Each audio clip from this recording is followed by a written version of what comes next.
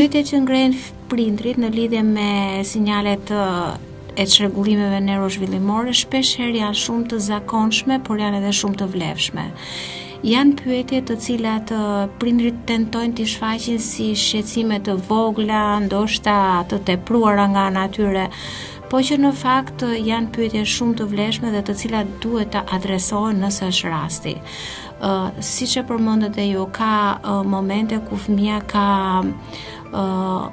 mungesë të emocioneve, të shprehjeve emocionale në fytyrë, të buzëqësisë sociale, ka mungesë të kthimit të kokës kur e thrasin në emër, shfaqje të përsëritura, ka mungesë të loje simbolike ose shenja të tjera shqetësuese për prindrin.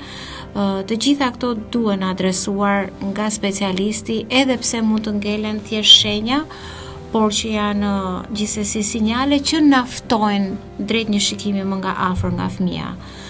Ta zhvillojmë 2 minuta. Mungesa e përgjigjes ndaj emrit mund të përkthehet si një tru ende jo gati i fëmijës për të përkthyer tingullin e emrit ndaj komunikimit. Pra fëmia nuk është pjekur aq sa duhet në drejtim të komunikimit.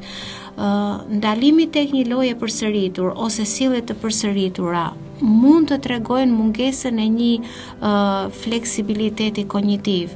Pra truri i fëmijës nuk është shumë i aftë që të ndryshojë mënyrën e të menduarit.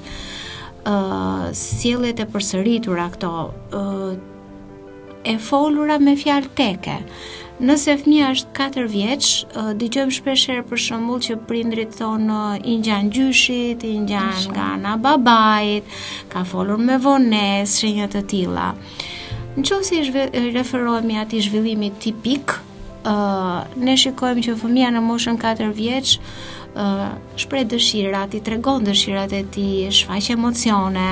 Dhe nëse nuk jemi këtu, po jemi vetëm tek fjalët teke, kemi një sinjal shqetësues që komunikimi nuk ka ardhur aty ku duhet.